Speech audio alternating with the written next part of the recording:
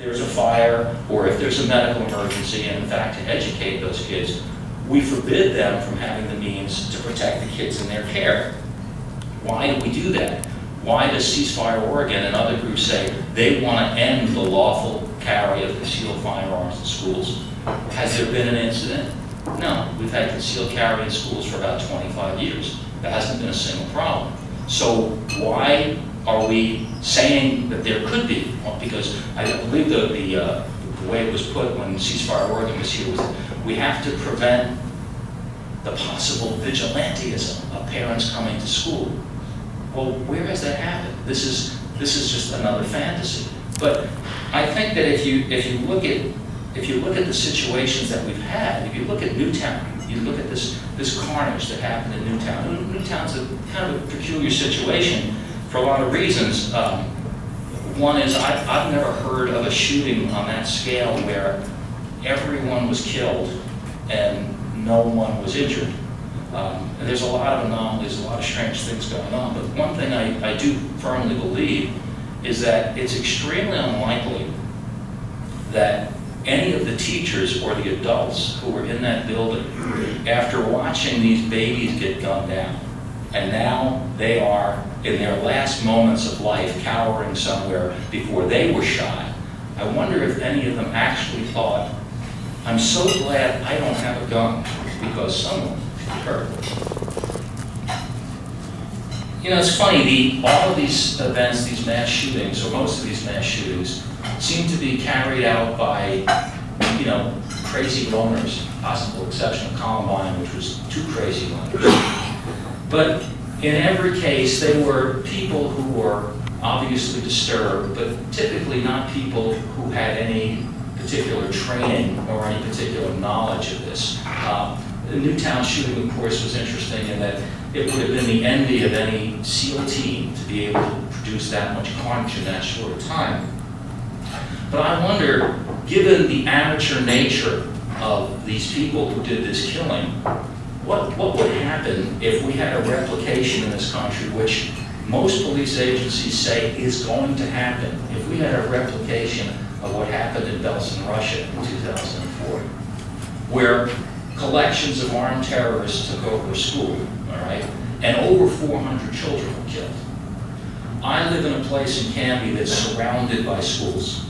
What's going to happen the first time professionals decide to take the battle that they've had overseas and bring it here, which is going to happen sooner or later? What if they attack multiple schools simultaneously?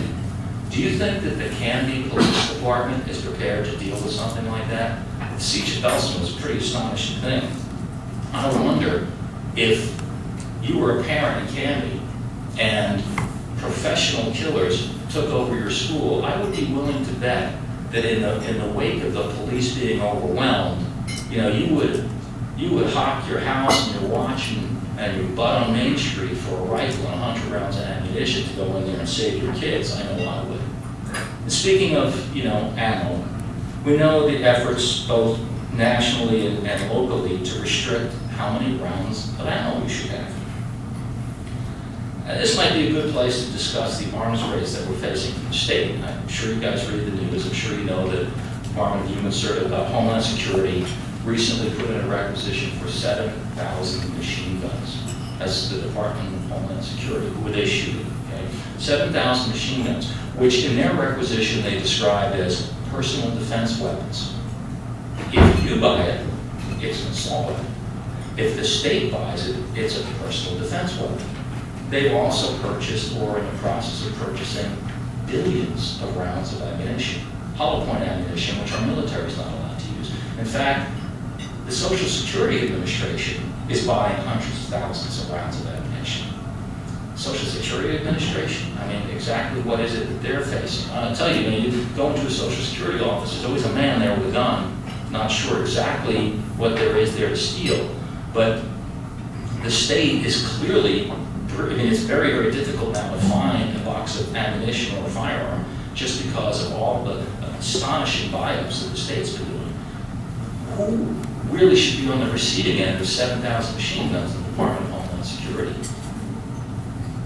In any event, they want to limit the number of rounds of ammunition that you need. So I want to kind of think this through a little bit. On a number of occasions, I had a debate with Senator Ginny Burdick on OPB. She said this other places. I believe Ceasefire Oregon's made this point, that the reason that we want to limit the amount of rounds of ammunition a person can have is because basically we want to control the behavior of mass killers, right? A mass killer should not have access to more than 10 rounds of ammunition. Essentially, what they're saying is they want to inconvenience mass killers. Now, if it is in fact legitimate, and I should tell you that Burdick has a bill that would limit an ammunition magazine to 10 rounds, although she's claimed she really wants it to be 5 rounds. If it's a really legitimate idea to say we want to limit the amount of rounds that a mass killer could have, shouldn't we be limiting that to 0? I mean, is there an acceptable level of carnage in the eyes of the anti-gun people that this is a reasonable amount of people who can be killed, and this is an unreasonable amount of people who can be killed? I don't think that it's rational to say that the best approach to mass killers is to inconvenience them. But as I told you earlier, New York just changed its law from 10 rounds. They started with an unlimited number of rounds. 10 rounds, and then they reduced it now to 7 rounds. Like, this is some kind of magic number. There's a magic number of rounds that you can have. And I've always been curious as to where that came from, the whole idea of there being an acceptable number of bullets that a person can have.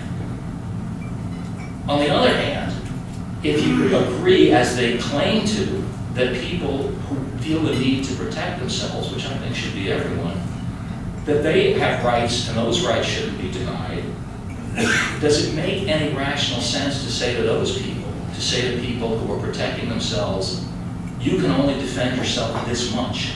This is how many rounds of ammunition you can have. I don't really know that that is a particularly rational thing.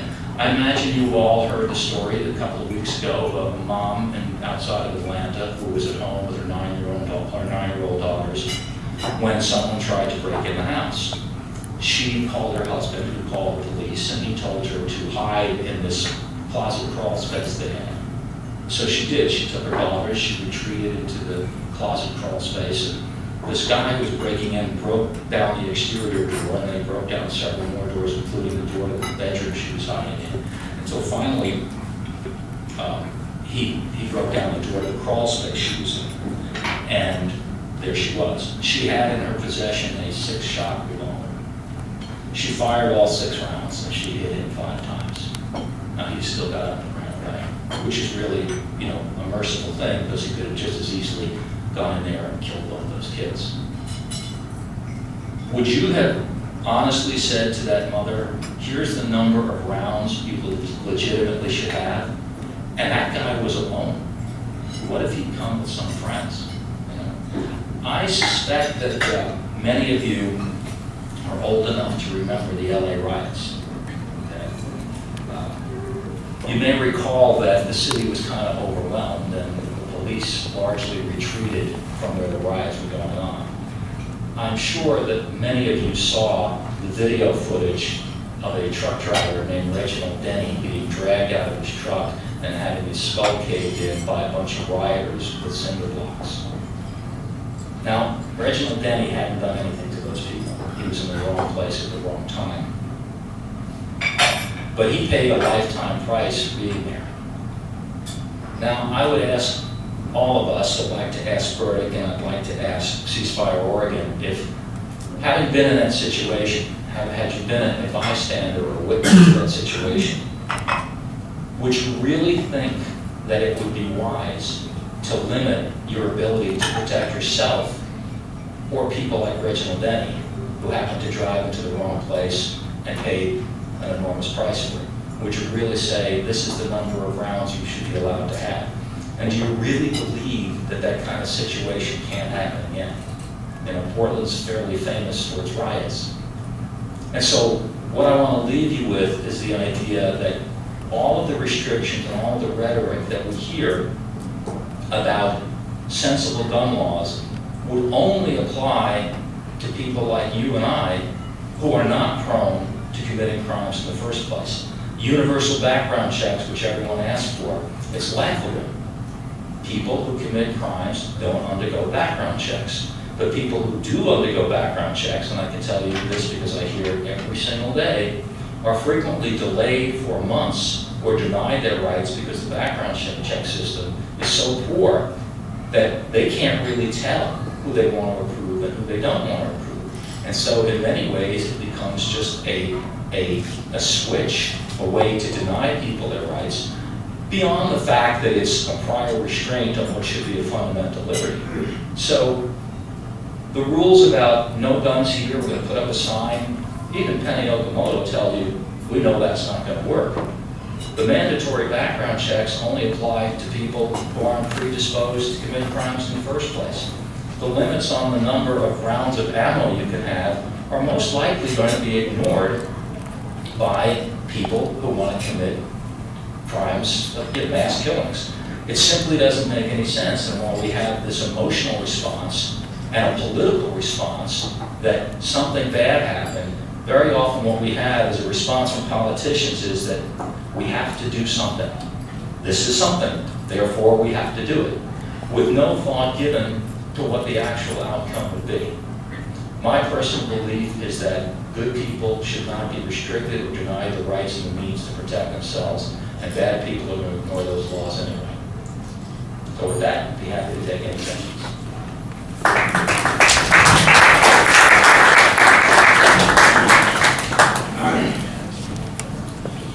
This is my opportunity to make my little pitch here. Our program is open to the public generally, but only members can have the opportunity to question speakers.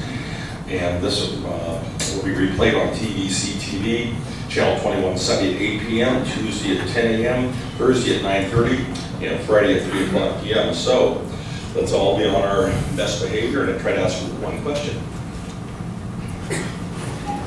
Dolores Raymond, board member. I would be interested in your perspective on how this dire situation might be improved with more funding for mental health treatments. It's a great question, one that's become very common, and I'm afraid that while it would be really nice to simply say we need to spend more money on mental health treatment, there's some dangers here that I don't think are frequently being addressed. Primarily, if we're dealing with a mental health issue, we're not dealing with something we can easily quantify. If you have a broken arm or asthma, these things can be diagnosed and understood and treated.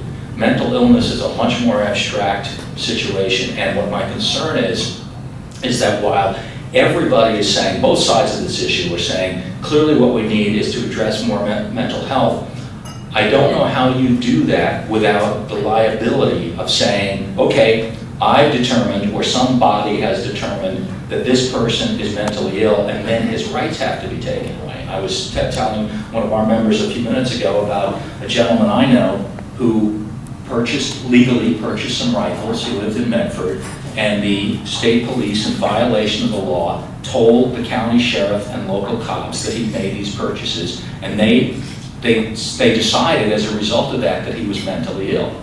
They surrounded his home in the middle of the night with 4 SWAT teams, dragged him out of his home with no accusation of a crime and no warrant, took him to a mental hospital, and confiscated all his guns.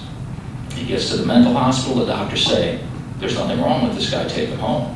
In the meantime, his home had been trashed, his property had been stolen, and so while I support any effort to increase our ability to understand and treat mental illness, I also recognize that there's an enormous possibility that it will be used to just say, this person's crazy and let's lock them up. And when you get locked up in those circumstances, you don't have any of the protections that you have when you're arrested. You'll remember that the Soviet Union and Communist China had long used mental illness as a pretext for dragging people off to the camp. So yep, it would be a good idea to address this, but I think we should do it with some care because liberty still matters. Thank you. My name is Bill Kroger, I'm a foreign member. In order to drive a car, which is a potentially lethal weapon, you have to have a license and have training. What do you think about the same idea for weapons? I think that it's a mistake to compare cars with firearms, because when we get a license to operate a car, we're operating it in a crowded environment, in a public place, where there's a lot of other people doing it, and the potential for accidents is fairly high. Ownership of a firearm is a fundamental liberty, and you don't necessarily even leave your house with that, but if you do, you're carrying it on your person, it's being carried discreetly, there's not the opportunity for the kind of traffic infractions or accidents that happen. The other thing is, I would say that, yes, we theoretically license people to operate cars, but that has not prevented people, even people with licenses, from using them as weapons or from driving them so irresponsibly that they're still, I mean, I almost got killed 3 times on the way over here. So while we license people, I think we largely do it as a way to collect revenue. It doesn't in any way prove or guarantee that the person who's driving, if they in fact even do have a license, knows what they're doing. There are a lot of people who've been approved by the state who I don't want to drive with. Chris Leslie, foreign member.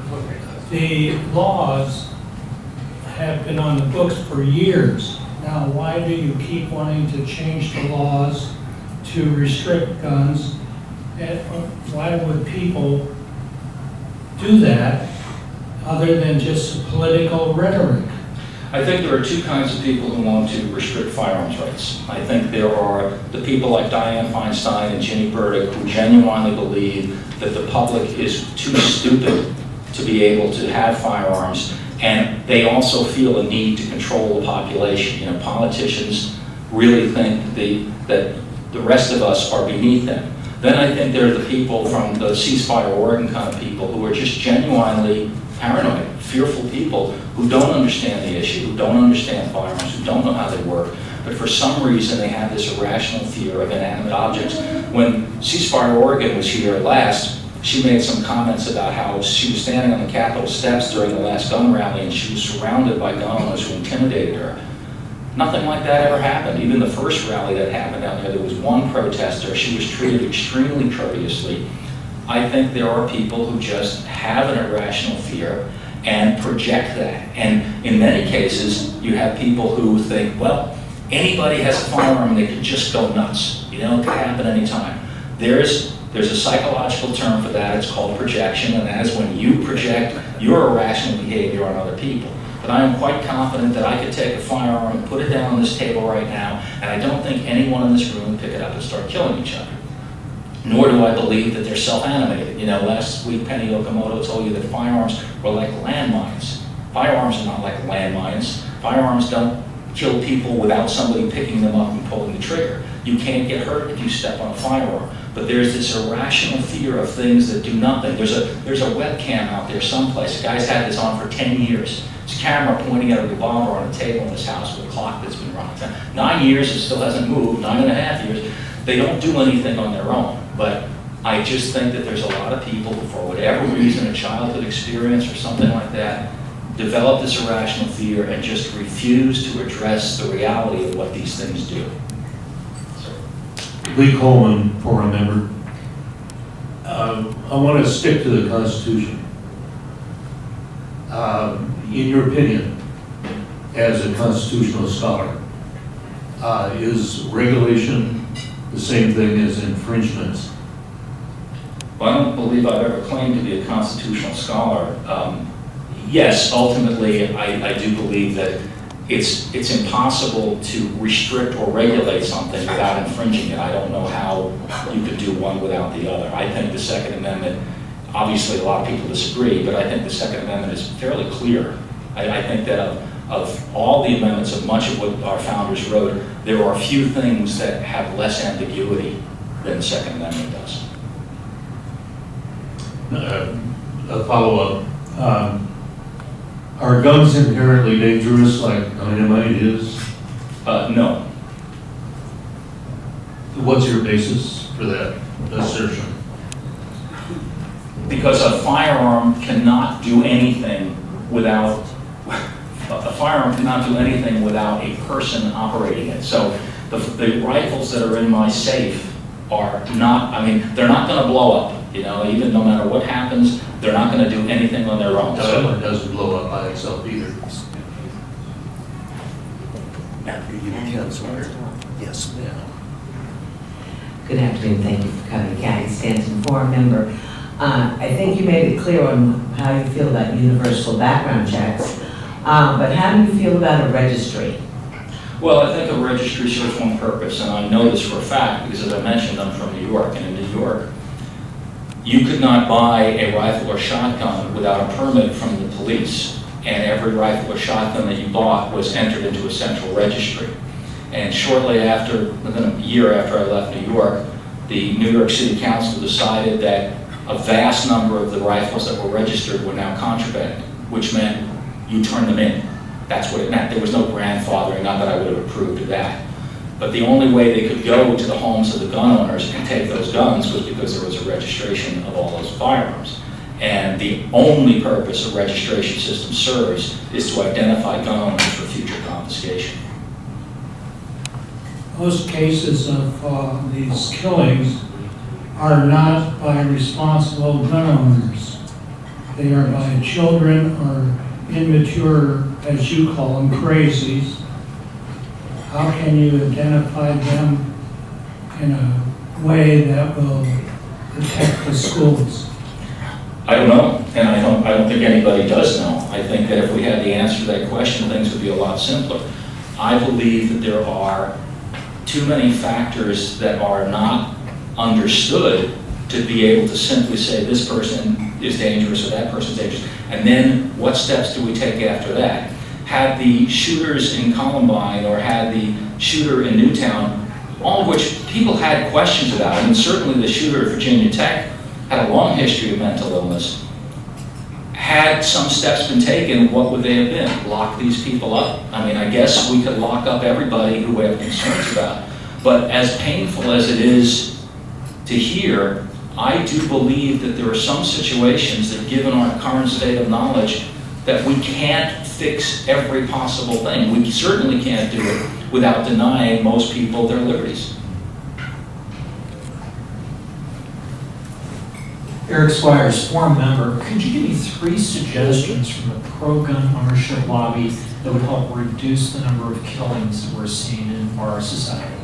Well, I don't think I need to give you 3. I think I can give you 1, and that is to recognize that any law that we write is not going to affect criminals. Even Ceasefire Oregon, when they were here last, admitted that there are millions of magazines and guns in circulation. And guns don't degrade. You know, a gun, you could put a gun in your closet, it'll be working 300 years from now.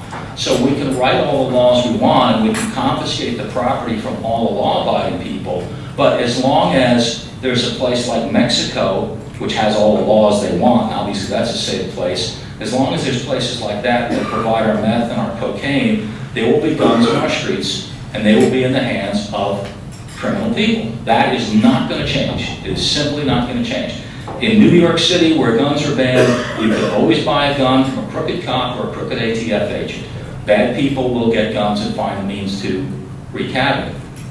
The response could be what we've seen in New York and Chicago, where we continue to clamp down on the liberties of the law-abiding, and we see how that's worked in those places. Or we can tell the people who are willing to take responsibility for themselves that they are allowed to have the means to protect themselves, the very thing we denied to the school employees in Connecticut, and we saw what happened. We have 20 dead babies. Kathy Stanton, forum member. Last week, Penny Okamoto gave her vignette stories. Today, you were doing yours. Both of them excellent examples of either end of the spectrum. I tend to view myself as living more in the middle. So when I was researching for this series, I was wanted to learn more about gun culture, especially in the United States of America. And I couldn't find any sociological studies on what makes America so different, both in this hemisphere and it seems worldwide in our freedom to own, operate, store guns. Is there any other country in the world, in the industrialized world, that has the open standards that we have with our Second Amendment rights? Well, I think we have to understand that there's not a unified culture. I mean, in a lot of places in the United States, gun ownership is virtually outlawed. We are frequently told that we have a gun culture that exists nowhere else. I don't know that I necessarily buy that. I think that there are a lot of countries that have historically had more restrictions on their population. The United States was founded in a different way than most other countries were. I mean, even Great Britain, which has a long history of controlling its population, you know, there's a camera on every corner, and they, over time, after several world wars, kept taking away their civilians' rights to own firearms, and of course their crime has skyrocketed as a result of that. But while I'm not necessarily sure I'm going to buy into the idea that we have some kind of specific gun culture, I would say we have historically had a culture of greater freedom than other countries have had. And with that comes along the idea that individuals take responsibility for themselves. And if you think about, you know, Americans moving west from where they landed on these shores, there was always danger. There was danger because wild animals and battles that were going on. And so Americans became used to relying on themselves to somewhat greater extent than other countries which had already been largely settled and didn't really have frontiers. Now, you see the opposite of that happening in places like Australia, which is a big empty country, and where they were forced to give up most of their guns. But you also see in Australia what's not reported very often is the massive non-compliance that took place there. Canada developed a firearms registry, and every gun had to be registered with the federal government. And that went on for 10 or 15 years, and about 3 or 4 years ago they finally abandoned it because nobody was complying and it served no particular purpose. So I think there's certainly a lot of cultures that, whether industrialized or not, are far more violent than we are. I mean, people can be violent. People can be violent in any culture. But, you know, the homicide capital of the world is Ecuador. And we see what's happening in places like Honduras and Brazil and a lot of places that have very severe gun restrictions. In Mexico, civilians can't own guns at all. Well, they can't legally own guns. But Mexico is an extremely violent place, and those people have machine guns and mortars, they have tanks, they have rocket launchers, and the imposition of restrictions on the population hasn't had any effect on their acquisition of weapons. The only thing it's done is it's gone to the people who are trying to survive, the normal population, the non-drug cartel people, and rendered them completely defenseless against the gangs. Lee Coleman again. You made a number of assertions about gun grabbing and the so-called assault weapon ban as an attempt to grab weapons already in the hands of people. I would describe those as paranoid delusions, though I'm a legal specialist, not a psychiatrist. Have you consulted a psychiatrist on That's an irrational assertions of yours? If it's irrational, when you explain to me why in New York City, everyone who had a firearm that was over 5 rounds, their firearms were confiscated. Now, in your mind, that's a paranoid delusion, and I don't really think we have much left to talk about, because as you said, you don't have much. You don't have much left to talk about. Let's be civil. Go ahead. Sure. Okay. Is there, Karen, did you have a question? No. Okay. I'm thinking that this question gets more ad hom and becomes less relevant to the debate. So I'm going to allow Chris to finish up, and you can make the closing argument if you'd like. Thank you, John. Kevin, what about Switzerland, where you're required in each household to own a gun? Switzerland is an excellent example and proof that the possession or availability of firearms is not related to the amount of crime. As you know, in Israel, in the 70s, they had frequent terrorist attacks on their schools. And they recognized, as we refused to do, that this was going on. So they armed teachers. And now you can get online and see countless photographs of 21-year-old girls walking the streets with AR-15 rifles. When I was in Switzerland, you'd see people getting on the train with military rifles, throwing them up on the luggage rack, and nobody gave it a second thought. because they were just not predisposed to violence. That what we have learned when the liberalization of concealed carry laws, where more and more states allow people to carry firearms concealed, we saw none of the bloodletting that was guaranteed to be happening. And what we've learned is that the availability or the lack of availability of firearms is not the determining factor in how people behave. You go to sub-Saharan Africa, those people are chopping each other up with machetes all the time. It is the people and how they choose to behave that is the ultimate decider of what kind of violence is going to take place, and not the presence or absence of firearms. So with that, I want to thank you all very much for inviting me out. It was great to talk to you, and if you have any more questions or interest, our website is OregonFirearms.org. There's a lot of information there, and I answer phone calls. Thanks. Again, I'm Starrett, Director of the Oregon Firearms Federation.